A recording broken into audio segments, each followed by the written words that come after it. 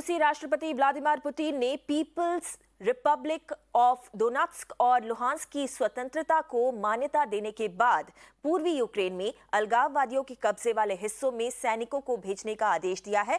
Putin ने कहा कि शांति कायम रखने के लिए रूस समर्थित 2 क्षेत्रों में सैनिकों को तैनात किया गया है। पुतिन का फैसला एक ऐसे समय में आया है जब पश्चिमी देश रूस पर कड़े प्रतिबंध लगाने की बात कर रहे हैं। पुतिन ने पश्चिमी देशों के साथ यूक्रेन के बढ़ते संबंधों की आलोचना भी की और यही नहीं, पुतिन ने यूक्रेन के पूर्वी भाग को प्राचीन रूस का हिस्सा भी बताया।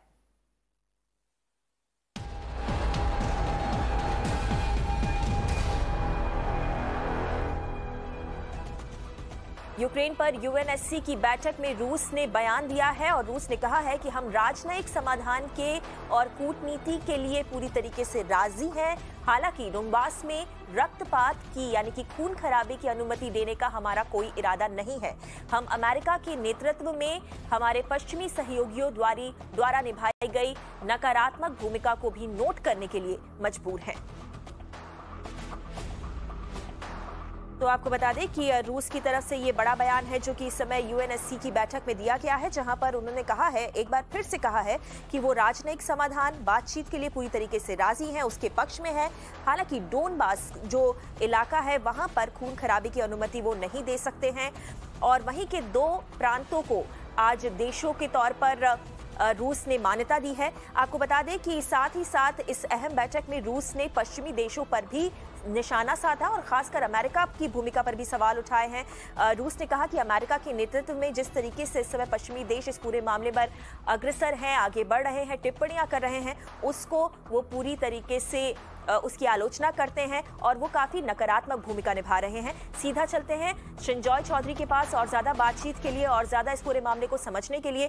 सृंजॉय, सबसे पहले तो हमारे दर्शकों की सहूलियत के लिए अगर आप सरल शब्दों में समझा सकें कि रूस के द्वारा ये जो बड़ा कदम उठाया गया है 2 अलगाववादी प्रांतों को मान्यता देने का, उसकी अहमियत क्या है, उसका मतलब क्या है?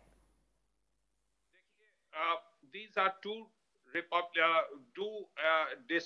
disputed areas to the eastern part of Ukraine, Lugansk and Donetsk.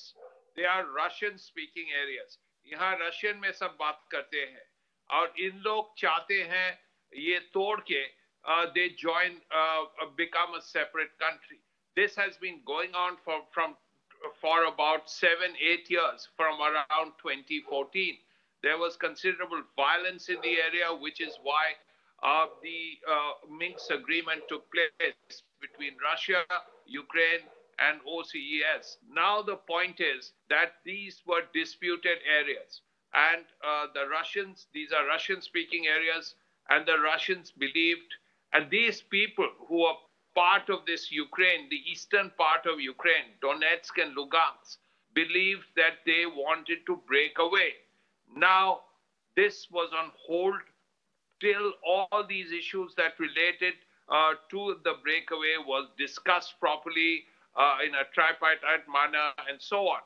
Now what has happened is, facing all these issues, President Vladimir Putin has said that he recognizes both Lugansk and Donetsk, which basically means that Russia believes there are 2 new countries in the world, Donetsk and Lugansk, which the rest of the world believe is part of Ukraine.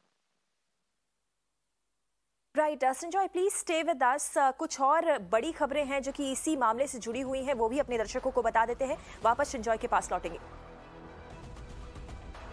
और आपको बता दें कि इस समय UNSC की भी एक इमरजेंसी बैठक है इस पूरे मुद्दे पे जो कि चल रही है और वहां पर लगातार देश अपनी तरफ से अपना बयान भी दे रहे हैं। यूक्रेन का भी बयान आया है इन सब के बीच में और रूस का भी बयान आया है। पहले बात कर लेते हैं रूस के बयान की। रूस ने कहा है कि हम राजनयिक समाधान के लिए और कूटनीति के लिए पूरी तरीके से राजी हैं। हालांकि डोनबास में रक्तपात की अनुमति देने का हमारा कोई इरादा नहीं। हम अमेरिका के नेतृत्व में हमारे पश्चिमी सहयोगियों द्वारा निभाई गई नकारात्मक भूमिका को नोट करने के लिए भी मजबूर है। ये कहना है रूस का। आपको अब बता देते हैं कि इस पूरे मामले में यूक्रेन ने क्या कहा है।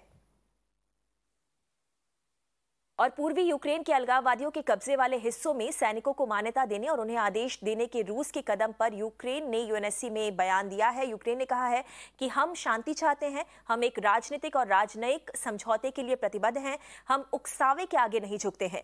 यूक्रेन ने रूस से बातचीत के लिए मेज पर लौटने के लिए कहा है और तत्काल तौर पर सैनिकों की वापसी के लिए भी कहा है। और आपको बता दें कि यूएनएससी की बैठक से पहले रूस के इस फैसले पर यूक्रेन के राष्ट्रपति जेलेंस्की की भी प्रतिक्रिया आई थी। राष्ट्रपति जेलेंस्की ने कहा कि रूस की कार्रवाई यूक्रेन के क्षेत्र की अखंडता और संप्रभुता का उल्लंघन है। जेलेंस्की ने यह भी कहा कि यूक्रेन की अंतर्राष्ट्रीय सीमाएं वैसी ही रहेंगी जैसी कि वो पहले से हैं। साथ ही यूक्रेन के राष्ट्रपति ने रूस पर शांति वार्ता बर्बाद करने का आरोप लगाया है। Україна однозначно кваліфікує останні дії Російської Федерації як порушення суверенітету та територіальної цілісності нашої держави. Вся відповідальність за наслідки в зв'язку зі згаданими рішеннями покладається на політичне керівництво Росії. Визнання незалежності окупованих районів Донецької та Луганської областей може означати односторонній вихід Росії з Мінських домовленостей. Сьогоднішнім та завтрашніми можливими рішеннями Росія легалізує свої війська, які фактично перебували в окупованих районах Донбасу з 2014 року. Країна, яка 8 років підтримує війну, не може підтримувати мир, як вона це заявляє. Зараз немає жодних причин для хаотичних дій. Зробимо все, щоб так і було надалі. Ми віддані мирному і дипломатичному шляху. І будемо йти ним і тільки ним.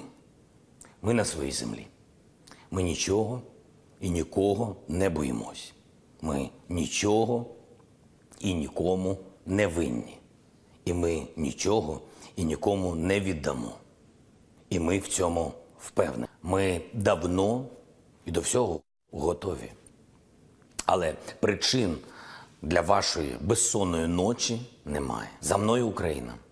У її міжнародно визнаних кордонах. І вони залишаться такими. Попри все, попри будь-які заяви та дії Російської Федерації. Так само, як і ми залишаємось спокійними і впевненими у собі. रूस के पूर्वी यूक्रेन के 2 क्षेत्रों को स्वतंत्रता देने वाले फैसले के बाद भारत की भी प्रतिक्रिया सामने आ चुकी है। संयुक्त राष्ट्र में भारत के स्थायी प्रतिनिधि टीएस तिरुमूर्ति ने कहा कि रूस यूक्रेन की सीमा पर तनाव का बढ़ना गहरी चिंता का विषय है। इससे शांति और सुरक्षा की तरफ बढ़ने वाले कदमों में मुश्किलें आएंगी। सीधा वापस चलते हैं शिंजॉय के पास इस मामले में और ज्यादा जानकारी लेने के लिए।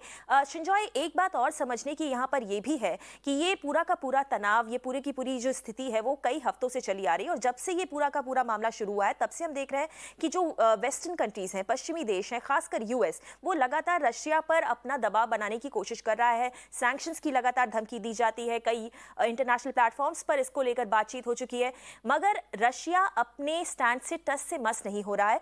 आखिर रशिया का ये जो बेखौफ रवैया है, ये जो फेयरलेसनेस है, उसके पीछे क्या वजह है? देखिए, रशिया का एक डर भी है। रशिया देख रहा है कई साल से ये नेटो जो है वो रशिया की तरफ आ रहे हैं। पहले नेटो और रशिया के बीच में कई देश थे, पोलैंड था, ईस्ट जर्मनी था, हंगरी था, चेकोस्लोवाकिया था, रोमानिया था, ये सब देश था।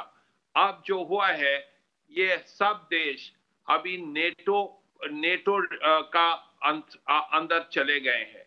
इसीलिए रशिया नेटो का जितने मिसाइल्स है वो रोमानिया में लगा के रखे हैं और रशिया सोच रहा है ये मिसाइल मॉस्को तक जा सकते हैं। ये इंटरमीडिएट रेंज बैलिस्टिक मिसाइल है। और एक जो बात है यूक्रेन के बारे, देखिए ईस्टर्न सेक्टर में यूक्रेन में वो रशियन स्पीकिंग है। 1991 तक रशिया, यूक्रेन और 13 रिपब्लिक सब एक इकट्ठा थे यूएसएसआर में। उसके बाद the country broke up and Ukraine became Ukraine and Russia became Russia. Now the eastern part of Ukraine had Russian-speaking people. Now, it didn't matter till 1991, but after that, what has happened is these Russian-speaking people saying, no, no, we don't want to be part of Ukraine. That is the big problem that Russia Russia and Ukraine to sort out. The problem is America believes and the West believes that Ukraine's sovereignty should be there.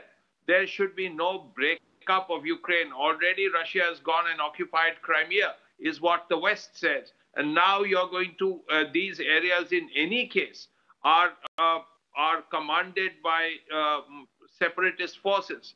What Putin has done today, he has just recognized these separatist forces who are in control of those two areas, Lugansk and Donetsk. So as a result, there has been a change. And that is something America and the West are very, very opposed to. India's position still is, number one, we want peace. Number two, we want discussions at a diplomatic level to sort out these problems. जी, श्रृंजॉय, शुक्रिया इस पूरी जानकारी के लिए।